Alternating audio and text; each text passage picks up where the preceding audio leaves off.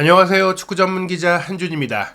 이강인 선수가 파리 생제르맹 입단 이후 처음으로 프랑스 리그앙 무대에서 음바페 선수와 함께 선발 출전해 풀타임을 소화했습니다. 2023-2024 시즌 프랑스 리그앙 9라운드 경기였는데요. 파리 생제르맹이 스트라스부르를 상대로 3대0의 완승을 거뒀습니다. 이 경기 이후 다양한 이야기들이 있었죠. 음바페 선수가 이강인 선수를 팀의 주장으로서 꽤 살뜰하게 챙기는 모습들, 이강인 선수의 활약, 조금은 외로웠던 순간에도 음바페 선수가 좀 용기를 북돋아주고 좀 격려해주고 이런 모습들이 화제가 됐습니다. 사실 이강인 선수 이날 경기 결코 나쁘지 않은 플레이를 펼쳤음에도 불구하고 프랑스 현지 언론은 조금은 박한 평가, 조금은 이해할 수 없을 정도의 혹평을 내리기도 했는데요. 현지 평가와 또 세부 기록, 이날 경기 이강인 선수의 실제 활약과 음바페 선수와의 비하인드 스토리까지 총정리해드리도록 하겠습니다. 2023-2024 시즌 프랑스 리그앙 9라운드 경기, 파리 생제르맹이 전반 10분 음바페 선수의 페널티킥 선제골, 전반 31분 음바페 선수의 패스에 이은 솔레르 선수의 추가골, 후반전 77분 파비안 루이스 선수의 골까지 터지면서 3대0으로 승리했는데요. 이날 경기는 많은 로테이션도 있었고 무엇보다 이강인 선수의 합류뿐 아니라 지난 여름 이적 시장에 많은 선수들이 오면서 입지를 잃게 될 것으로 여겨졌던 스페인 대표 미드필더 솔레르와 파비안 루이스의 활약에도 눈길이 갔던 경기입니다. 음바페 선수가 1골 1도움으로 최고의 활약을 펼쳤던 것은 예상 가능했던 부분인데요. 이강인 선수가 선발 출전했고 풀타임을 소화하는 과정 속에서는 또 어떻게 기여했는지를 살펴봐야 되겠죠. 우선 이날 경기 전체 기록을 살펴보면 기대 득점 값이 파리가 2.15골 그리고 스트라스부르가 0.31골로 확실히 파리가 2골 차 이상의 무실점 승리를 거둘 만한 내용을 보였습니다. 볼 점유율도 77%대 23%로 압도적이었고요. 다만 효율성에 있어서는 파리가 이렇게 긴 시간 동안 공을 소유하면서도 슈팅이 8대7로 하나밖에 많지 않았어요. 다만 유효 슈팅이 4대1로 조금 더 큰 차이가 있었고 이 결정력의 측면에서 파리가 앞섰지만 오히려 공을 소유한 시간 대비 공격 효율성은 스트라스부르가 더 좋았던 게 아니냐 싶을 정도로 파리가 이 많은 점유율을 많은 슈팅이나 득점으로 연결하지 못했다라고 볼 수 있겠습니다. 특히 득점이 3골이 나온 것을 적다고 말씀드릴 수는 없지만 슈팅 대비로 많으나 경기 전반적인 지배력을 실제 결과로 가져갈 수 있었던 경기였느냐에 대한 물음표가 있습니다. 왜냐? 사실 골이 터졌던 분기점들 속에서는 페널티킥을 통한 득점도 있었고 또 상대의 득점이 오프사이드로 무효가 되는 상황도 있었고 또 사실은 빗나갈 슈팅이 나왔다고 하더라도 파리가 실점했어야 할 만했던 위험한 수비가 나오기도 했었기 때문에 여러모로 이 경기는 대승이지만 파리 팬들이 크게 웃기 어려울 정도의 내용이었다고 할 수 있겠고요. 그러다 보니까 프랑스 현지 언론의 평가도 파리가 무실점 대승을 거뒀음에도 불구하고 그렇게 높은 평점이 나오지 않았습니다. 프랑스를 대표하는 스포츠 매체죠. 레키프의 평점이 막 공개됐는데요. 가장 높은 평점을 감독인 엔리케에게 줬어요. 엔리케가 8점을 받았고 3대0으로 이긴 경기임에도 출전 선수들 중에서 평점 8점을 받은 선수가 없습니다. 평점 7점이 가장 높은 점수인데 1골 1도움 기록한 음바페 그리고 득점한 파비안 루이스와 솔레르 이 3명의 선수가 평점 7점을 받았고요. 이 평점 기사의 헤드라인에 있는 선수도 솔레르와 파비안 루이스 이 2명의 스페인 선수에게 쏠리고 있습니다. 사실 이 선수들이 이강인 선수의 포지션 경쟁자가 될 수 있는 상황에서 높은 평가를 받고 있는 것은 어떻게 보자면 이강인 선수 입장에서는 부담스러운 상황이 될 수도 있겠지만 사실 이강인 선수가 이 파비안 루이스나 카를로스 솔레르와는 활용되는 부분에 있어서는 크게 차이를 보이고 있기 때문에 또 직접적인 경쟁자로 보기는 어렵지 않느냐. 사실 파비안 루이스야말로 가장 큰 경쟁자라고 볼 수 있겠지만 실제로 이제 파비안 루이스가 조금은 밑에서 움직이고 이강인 선수가 앞에서 움직이는 1, 2선이 이강인 선수고 2, 3선이 파비안 루이스다. 이렇게도 볼 수가 있거든요. 두 선수 다 왼발을 쓰는 창의적인 미드필드이긴 한데 분명히 결이 다른 면이 있긴 합니다. 이강인 선수는 이날 경기에 바르콜라와 함께 좌우 측면 공격수로 나섰고 평점 6점을 똑같이 받았고요. 공격 라인에서 음바페 선수의 투톱 파트너로 나선 곤살로 하무스가 가장 낮은 평점 4점을 받았어요. 3대0으로 크게 이긴 경기임에도 평점 4점을 받았다는 것은 경기력에 문제가 있었다고 봐야 될 것 같고요. 수비 라인에 있어서는 오른쪽 풀백으로 출전한 솔레르가 아주 높은 평점을 받은 것들이 성공적이라는 평가를 받고 있고 마르키뉴스 5점, 다닐로 6점, 루이카 에르난데스 5점으로 어떻게 보면 이 수비 라인에서 가장 주전 경기에서 밀릴 것이라고 생각했던 다닐로가 실질적으로 카를로스 솔레르가 미드필더인데 풀백을 맡았기 때문에 내려와서 플레이를 한 것이라면 전문 수비수로 선수로 볼 수 있는 마르키뉴스, 다닐루, 리카 중에 다닐루가 가장 높은 점수를 받은 부분이 또 주목할 부분이라고 할 수 있겠습니다. 또 비티냐 선수도 5점으로 그리 좋지 않은 평점을 받았고요. 돈나루마 골키퍼도 무실점임에도 불구하고 여러 차례 헛점을 보였기 때문에 평점 5점을 받았습니다. 물론 이렇게 무력했던 파리를 상대로 0대3 완패를 당한 스트라스부르의 선수들이 더 낮은 평점을 받았죠. 2점, 3점, 4점이 수두룩한 상황인데요. 일단 레키프의 평점 중에 가장 높은 점수를 받은 선수 중에서도 경기 최우수 선수로 선정된 것은 역시 음바페입니다. 최고의 컨디션으로 돌아왔다는 걸 증명했다라는 평가를 받았는데요. 최근 파리가 4경기에서 고전한 이유는 음바페의 득점력이 조금은 떨어졌기 때문인데 이미 프랑스 대표팀의 10월 A매치 2경기, 네덜란드전 2대1 승리, 스코틀랜드전 4대1 승리 과정에서 3골 1도움을 몰아치면서 반등에 성공한 바가 있습니다. 그 컨디션과 기세를 이번 스트라스부르와의 경기까지 이어가면서 비록 득점은 페널티킥이었지만 올 시즌 리그에서의 8호 골을 넣으며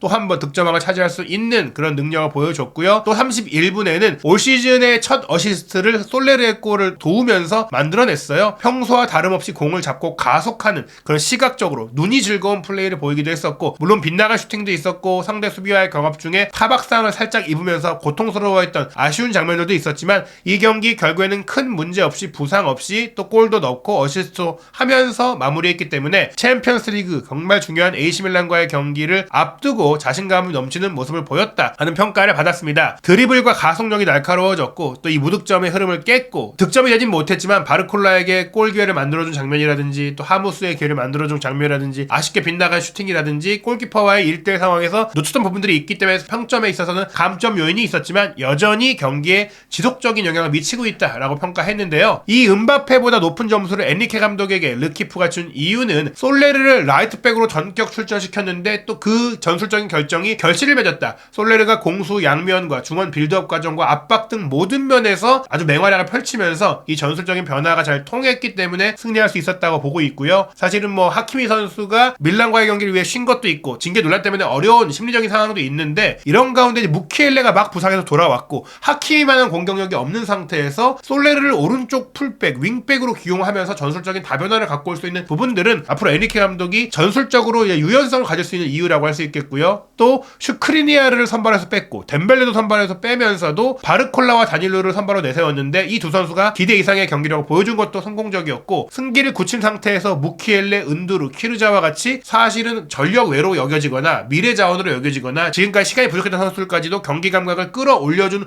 부분까지도 선발, 전술 변화, 교체 전략 이 모든 면에 있어서 에니케 감독이 잘했다라고 레키프가 평가를 한 건데요. 이런 부분들은 에니케 감독이 파리 부임 이후 거의 처음 있을 정도로 높은 평가라고 할 수 있겠습니다. 한편 에니케 감독 경기 후 좋은 분위기 속에 인터뷰하지 못했는데요. 일단은 바르콜라와 음바페의 조합이 좋았던 것 같다는 질문에 대해서 흥미로운 게, 프랑스 언론에서는 리옹에서 파리로 이적한 이 브래들리 바르콜라 선수에 대한 평가가 높은데, 저는 개인적으로 이 경기를 보면서 바르콜라 선수가 그렇게 날카로운가, 빠르게 열심히 측면에서 뛰긴 했지만 판단력이 아쉬웠다. 패스 코스라든지 패스 각도라든지 패스 타이밍이라든지 이런 것들이 아쉬웠기 때문에 음바페와의 합이 잘 맞지 않았고, 그것이 반대편 공격수인 이강인 선수에게까지 영향을 미쳤다고 생각이 들었어요. 그런 장면들이 꽤 많이 있었고 마무리의 세밀함이 부족했거든요. 오히려 저는 바르콜라보다는 이강인 선수의 경기 영향력이 컸다고 생각을 했는데, 프랑스의 일부 언론들은 바르콜라에게 이강인 선수보다 더 높은 평가를 주는 이런 부분들이 있었거든요. 그런 결에 맞춰서 대답하는 게 아닌가 싶은데요. 브래들리 바르콜라뿐 아니라 이강인, 파비안 루이스 등 내가 이번 경기는 시즌 초반에 출전 시간이 많지 않았던 선수들을 발굴하고 끌어올리기 위한 과정 속에 기회를 준 것이다. 이 선수들에게 출전 시간을 주면서 서로 알아갈 수 있도록 했고, 또 그런 것들이 잘 맞아 들어가면서 상대에게 예측하기 어렵도록 하는 경기를 하게 됐다. 많이 보지 못했던 선수들, 또 알려지지 않은 선수들을 기용했기 때문에 상대에게 혼란을 줄 수 있었다. 이렇게 우리 선수단에는 각각의 포지션에 위험한 선수들이 많이 있기 때문에 도움이 된다라고 이야기하면서 결국에는 이제 파리 생제르맹의 두터운 선수층을 난 다 활용하겠다라는 의지를 보여준 것입니다. 한편 이번 경기도 사실상 4-2-4 대형에 가깝게 공격수 4명을 전방에 배치하는 아주 공격적인 플레이를 펼친 에니케 감독인데요. 챔피언스리그 뉴캐슬과의 경기 1대4로 패할 때도 이런 4명의 공격수를 내세웠다가 중원을 장악당하고 4명이 고립되고 공격 기회를 거의 만들지 못한 채 무기력하게 패배한 이 경기 전술이 큰 지적을 받았었잖아요. 이번에는 스트라스부르가 분명히 한 수 아래의 팀이기 때문에 이길 수 있었던 것이지, 밀란과의 경기도 이렇게 하면 어렵지 않을까라는 그런 의심이 깔려있는 질문이 나왔습니다. AC 밀란 미란과의 수요일 경기도 이 포메이션을 유지할 것인가요? 아니면 변화를 줄 건가요? 라는 질문이었는데요. 엔리케 감독은 경기마다 다르다라고 하면서 4명의 공격수라고 말씀을 하셨는데 저는 5명, 6명 또는 8명의 공격수라고도 말할 수 있습니다라고 이야기를 했어요. 그 얘기는 필드 위에서 공격수 수비수는 구분이 없다라는 토털 풋볼, 전원 공격 전원 수비를 이야기한 겁니다. 공이 있으면 모두가 공격수가 될 수 있고 공이 없으면 모두가 수비수가 되어야 한다라는 축구의 기본 원칙인데요. 11명의 선수가 공격하고 11명의 선수가 수비하는 것이 목표입니다라고 하면서 스트라이커가 4명이나 5명이라고 생각할 수도 있다. 비티냐가 실제로 윙어로 뛰기도 했고 카를로스 솔레르 같은 사례, 윙어가 됐다가 풀백이 됐다가 미드필더가 되기도 하는 이런 사례도 있었다. 공을 잡으면 모두 공격수이고 또 경기마다 이런 부분에 있어서는 하지만 뉘앙스가 달라질 수 있다. 어떤 경기냐에 따라서 좀 틀을 갖춘 경기를 할 수도 있고 유연하게 바꿔갈 수 있는 경기를 할 수가 있는데 나는 모든 것을 할 수 있는 감독이다라고 조금은 항변하는 듯한 발언이라고도 볼 수 있겠습니다. 실제 이날 경기 포진도를 보시면 4-2-4 대형에서 왼쪽 풀백인 리카는 조금 왼쪽 센터백에 가깝게 움직이고 오른쪽 풀백인 솔레르가 오른쪽 윙백 내지 오른쪽 윙어에 가깝게 플레이를 했습니다. 물론 실제 윙어로 오른쪽에 이강인 선수가 있었고 왼쪽에 바르콜라가 있었는데 바르콜라의 수비적인 커버가 좀 아쉽다 보니까 리카가 그 뒤를 좀 더 많이 커버해줬고 이강인 선수는 오히려 이제 오른쪽 윙어임에도 수비 가담도 잘해주면서 솔레르가 올라가면 그 뒤를 커버해주는 그런 모습들을 보였기 때문에 저는 여전히 바르콜라보다는 이강인 선수가 훨씬 더 좋은 경기를 했다라고 생각이 듭니다. 그리고 음바페와 하무스의 투톱 중에 하무스가 저평가를 받긴 했지만 하무스도 굉장히 열심히 전방 압박을 해주고 움직여주면서 음바페의 부담을 덜어줬고 또 음바페도 평소답지 않게 많이 수비에 가담해주고 팀 플레이를 하는 모습들을 보여주면서 이 4-2-4 대형이 공격수를 4명 배치했지만 이 공격수들이 실제로는 수비적인 규율이나 압박이나 커버 등을 굉장히 부지런히 하며 경기했다. 오직 바르콜라만이 그런 면들이 좀 부족하지 않았나 싶었던 경기였어요. 그리고 다닐루가 굉장히 안정적이었고 마르키뉴스는 뭐 문제될 게 없는 경기를 했다라고 생각을 합니다. 한편 이강인 선수는 레키프로부터 평점 6점을 받았다고 말씀드렸는데요. 레키프의 이강인 선수에 대한 평점은 나쁘지 않은 내용이 있었습니다. 2달 만에 파리에서 선발 출전했던 이강인은 비록 이날 경기에 기복은 좀 있었지만 볼을 찰 줄 아는 다리가 있는 선수라는 것을 보여줬다. 처음에는 오른쪽 날개로 배치됐지만 덴벨레가 교체 투입된 66분에는 왼쪽으로 포지션을 바꿨고 또 어느 위치에 있든지 자신의 킥력과 열정을 보여줬다. 정확한 킥 능력, 타격 능력을 보여줬고 또 열정적으로 뛰는 그런 좀 왕성한 활약을 보여줬다는 것이죠. 특히 팀의 두 번째 골 과정에서는 음바페 선수가 어시스트를 했는데 이 음바페 선수를 향해서 오프사이드 트랩을 깼던 스루 패스가 정말 훌륭했다라고 평가를 했는데요. 저희가 리뷰 영상에서도 말씀드렸던 그 장면입니다. 마르키뉴스가 오른쪽 측면에 있는 이강인 선수에게 쭉 전개 패스를 해줬고 이강인 선수가 배우로 침투하는 음바페 선수에게 스루 패스를 찔러줬고 음바페 선수가 이 공을 받아서 문전 우측에서 수비 한 명 제껴내고 컵백 준 것을 솔레르가 마무리하면서 이제 득점이 나왔는데요. 이 장면에서 오프사이드 트랩을 정확하게 깼던 이강인 선수의 패스가 결정적이었기 때문에 음바페 선수가 솔레르와 득점을 함께 축하하면서 이강인 선수가 다가오자 이강인 선수에게 손짓을 하면서 너가 만든 골이다. 너의 패스가 중요했다라고 이제 치켜 세워주고 끌어안아주고 아이 컨택 해주고 좀 강조해줬던 그런 모습들이 있었어요. 이런 것들이 음바페 현재 팀의 리더로서의 품격을 보여주는 위상을 보여주는 장면이기도 하고 또 이강인 선수에게도 큰 힘이 된 장면이었는데요. 프랑스의 지역신문인 르 파리지앵은 조금 더 레키프보다는 아쉬운 평가를 내렸어요. 파리 지역 매체이고 또 파리를 어떻게 보면 조금 이제 응원하는 마음이 있어서 더 그럴지 모르겠습니다. 기대만큼 실망이 컸다라고도 할 수 있겠죠. 3대0으로 이긴 경기인데 골키퍼 돈나룸마 평점 5점이고요. 대부분이 5점, 6점대인데 하무스 4점, 이강인 4.5점, 비티냐 5점, 파비안 루이스도 멋진 골을 넣었는데도 5.5점을 받았습니다. 그리고 솔레르 선수가 이날 정말 낯선 오른쪽 풀백 위치에서 모든 면에서 잘해줬음에도 불구하고 받은 점수가 평점 6점, 즉 음바페만 7점이고 나머지 선수들은 평균 정도의 활약 혹은 평균 이하의 활약을 했다는 평가인데 바르콜라에게만 6점으로 굉장히 높은 평가를 줬습니다. 이게 또 이해가 안 되는 부분이에요. 이강인 선수에게 특히 4.5점이라는 매우 혹평이 쏟아졌는데 내용을 살펴보면 한 달 만에 한국 대표팀에서 돌아온 이강인이 전반 초반에는 이렇다 할 활약을 펼치지 못했다. 그 뒤에 조금 더 진취적인 공격적인 모습을 보이면서 솔레르의 득점 상황에서 음바페에게 좋은 기회를 만들어준 플레이는 있었지만 전체적인 인상은 여전히 가벼웠다. 그 패스 장면 하나 빼고는 별다른 게 없었다라고 좀 지적을 한 겁니다. 하지만 저는 이 솔레르에게도 낮은 평가를 주고 또 바르콜라에게 높은 평가를 주면서 이강인 선수에게는 아주 낮은 평가를 준 게 이런 몇몇 장면들을 통해 보자면 조금은 이제 가혹하고 어떻게 보면 이강인 선수가 좀 아시아 선수라서 동양 선수라서 한국 선수라서 낮게 보는 게 아닌가라고 생각이 들 정도로 편견이 있는 게 아닌가라는 생각이 들 정도로 좀 아쉬운 평가, 이해가 가지 않는 평가라고 생각을 합니다. 일단 전반 17분에 나온 이 중요한 장면인데 솔레르가 오른쪽 풀백 위치에 있었다고 말씀드렸잖아요. 오른쪽 윙어 위치까지 엄청나게 빠르게 달려 올라와서 압박해서 공을 빼앗아내고 크로스를 잘 올려줬는데 바르콜라가 타이밍을 맞추지 못하면서 이 크로스를 받아먹지 못했어요.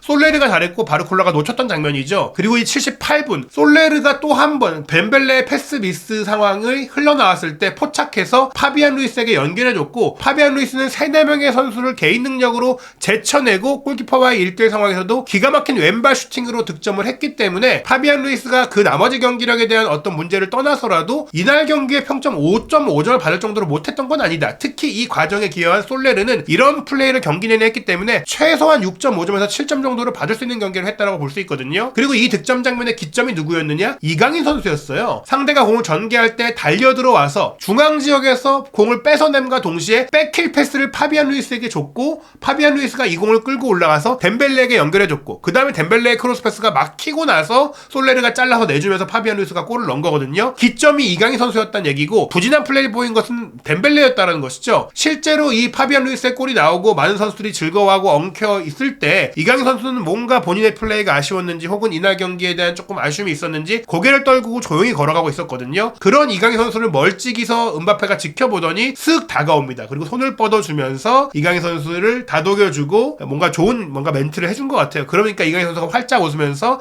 음바페 선수를 따라서 함께 뛰어가면서 이 단체 골 셀레브레이션에 합류하는 모습이었는데, 솔레르의 골이 터졌을 때도 이강인 선수를 보고 손가락으로 가리켜주면서 너의 활약 덕분이다라고 얘기했던 음바페 선수가 세 번째 골에서도 이강인 선수의 기여와 또 이강인 선수의 이날 마음을 좀 어루만져준 부분들은 분명히 앞으로 이강인 선수가 파리 생활에 적응하는 데 있어서, 파리의 선수단에 녹아드는 데 있어서 기대되는 부분이라고 할 수 있겠고요. 사실 이제 하무스 선수에게도 너무 박한 평가가 나왔어요. 53분의 장면인데 하무스 선수가 이제 공을 압박으로 차단하면서 음바페 선수에게 공을 패스해주고 2대1 패스를 주고 받으면서 음바페 선수가 골키퍼와의 1대1 기회에서 무리한 슈팅을 하면서 막혔던 장면이 있었거든요. 이때 사실은 반대편에 이강인 선수가 있었기 때문에 내줬으면 이강인 선수가 골을 넣을 수 있었어요. 이 장면은 이강인과 하무스가 좋은 평가를 받아야 되고 음바페 선수가 좀 아쉬웠던 장면인데, 이런 장면들이 꽤 있었음에도 불구하고 현지의 평가가 너무 하무스나 이강인이나 외국 선수들에게 박하다, 이렇게 볼 수가 있겠죠. 그리고 이날 경기 파리 생제르맹의 패스 네트워크, 덴벨레가 들어오기 전까지를 보면 이강인 선수가 오른쪽 사이드에 있고 왼쪽 사이드에 바르콜라, 음바페, 하무스가 다 모여 있습니다. 음바페에게 공이 가장 많이 투입됐고 음바페를 중심으로 경기가 전개되니까 그 근처에 있던 바르콜라도 당연히 주고받으면서 뭔가 많은 것들을 보여주게 되고, 그 곁에서 골을 넣지 못한 하무스는 좀 저평가를 받게 됐는데, 음바페를 지원하는 역할들을 했던 선수들이 모두 다 나쁜 플레이를 보이진 않았어요.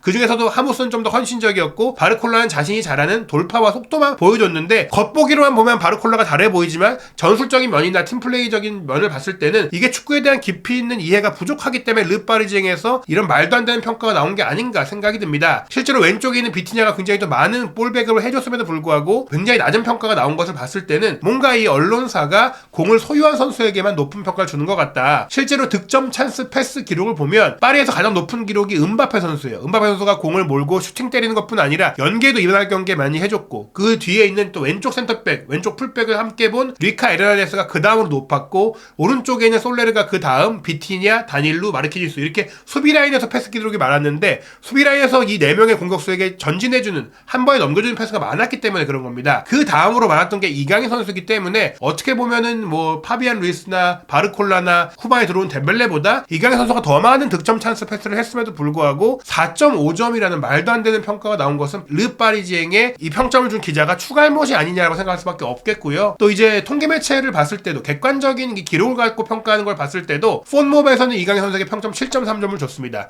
1골 1도움에 음바페가 8.9점이고요. 바르콜라가 7.1점으로 이강인 선수보다 낮은 점수예요. 소파스코어도 음바페 8.5점 그리고 솔레르 8.7점, 이 선수들이 정말 잘했어요. 이거는 정말 내용에 맞는 평점입니다. 이강인 선수 7.0점도 맞다고 생각합니다. 못해도 6.5점에서 7점 정도를 받을 경기를 이강인 선수는 했어요. 그리고 바르콜라가 6.9점이죠. 바르콜라는 이날 경기에 이강인 선수보다 좋은 점수를 받을 수 있는 경기를 하지 못했습니다. 후스코어드닷컴은 파비안 루이스에게 8.4점 최고 점수를 줬고, 음바페 8.3점, 솔레르 8.2점, 이강인 선수에게 6.8점 줬어요. 분명히 이강인 선수가 바르콜라와 더불어 가장 낮은 점수인데, 사실은 뭐 바르콜라와 동점인 건 이해가 안 가지만 이강인 선수가 6.8점, 7점대의 활약을 한 건 맞습니다. 아주 눈에 띄게 뭐 주도적인 활약을 한 건 아니거든요. 하지만 팀플레이에 있어서 결코 모나지 않은 활약을 했습니다. 90분 풀타임을 소화했고요. 그런 와중에 공격적인 패스를 많이 시도하면서도 91%의 패스 성공률을 기록을 했죠. 그리고 드리블 시도도 3차례 있었습니다. 성공은 한 번이었지만 상대를 충분히 흔들어 놨고요. 10번의 볼 경합, 지상 경합 시도에서도 4번 승리를 했습니다. 그리고 수비적으로도 파울을 얻어낸 부분들이라든지 가로채기 1개, 태클 2개를 기록하는 등 자신이 할 수 있는 최선을 다했습니다. 무엇보다 전반 42분에 이 장면은 솔레르와 이강인이 오른쪽 사이드라인에서 음바페에게 기회를 창출해준 장면이에요. 이강인의 기점 패스, 그리고 음바페를 거쳐서 튀어오른 공을 솔레르가 다시 빼앗아 내면서 은바페의 슈팅까지 나왔던 장면을 만들어냈음에도 이렇게 이강인과 솔레르에게 저평가가 나왔고 바르콜라보다 안 좋은 평가가 나온 것은 역시나 이해할 수가 없고요. 특히 전반 36분에 은바페의 스루 패스를 받은 바르콜라가 어처구니 없는 부정확한 컷백을 주면서 이강인 선수가 충분히 득점할 수 있는 기회를 바깥으로 내보냈던 것은 두고두고 이제 비판받아야 할 장면이라고 할 수 있겠습니다. 52분 같은 경우에는 이강인 선수의 키패스를 하모스가 받아서 슈팅하다가 차단이 됐는데 이런 장면들 때문에 하모스가 저평가를 받은 건 사실이지만 이강인 선수가 굉장히 많은 상황에서 득점에 기여를 했다. 솔레르의 골 과정에 기점 패스도 있었고 또 파비안의 골 장면에서도 첫 번째 공을 따내고 연결하는 과정이 있었고 이런 결정적인 플레이들이 많이 있었는데 최소한 6.5점에서 7점 받아야 되는 경기였다고 볼 수 있는 것이죠. 프랑스 리그안 공식 홈페이지는 사실 이 경기를 앞두고 플라잉 강인 옵션 폴 파리 생제르맹이라는 이강인 선수가 이제 한국 대표팀에서의 일정 그리고 부상 모든 문제들을 털어내고 본격적으로 파리에서의 도전에 임한다라는 기사를 이제 보도한 바가 있는데요. 이 기사가 메인에 있었죠. 루이스 에니케 감독이 이 경기 전 기자회견에서도 이강인 선수를 어떻게 활용할지에 대한 힌트를 줬는데 본인이 가장 선호하는 것은 8번이다라면서 이강인 선수가 메잘라 위치를 뛰고 싶어 한다고 얘기를 했어요. 지금 이 자리에서 주전으로 뛰고 있는 비티냐와 자이르 에메리 중에 자이르 에메리가 좀 부상인 이슈가 있다 보니까 이번 경기 메잘라로 뛰지 않을까라는 전망도 있었는데 사실 이번 경기는 윙어로 뛰었죠. 그리고 에니케 감독도 실제로 이강인 선수가 윙어로도 뛸 수 있고 중앙에서 가짜 9번이나 서포트 스트라이커, 처진 스트라이커로도 뛸 수 있고 그 이유가 마무리 능력, 결정력도 있고 또 마무리 패스, 키 패스를 할 수 있는 선수이기 때문에 공격 전 지역을 소화할 수 있다고 얘기를 했습니다. 그래서 앞으로 에니케 감독이 이강인 선수를 어떻게 또 쓸지가 궁금해지는데요. 덴벨레와 무아니, 바르콜라 같은 프랑스 계열 선수들이 있기 때문에 이강인 선수가 미드필드로 좀 옮길 수 있는 가능성이 챔피언스리그 경기엔 있을 것 같아요. 특히 챔피언스리그 경기는 중원의 중요성이 더욱더 강조되기 때문에 10월 26일 목요일 새벽 4시에 있는 반드시 승점 3점이 필요한 AC밀란과의 중대한 챔피언스리그 빅매치는 이강인 선수의 미드필드로서의 능력을 한번 볼 수 있지 않을까 생각이 됩니다. 과연 파리가 이 밀란과의 경기 어떻게 치를지 또 이강인 선수는 어떤 경기력을 보여줄지 한준TV에서 함께 경기 분석과 현지 반응 그리고 다양한 소식들 확인하시기 바랍니다.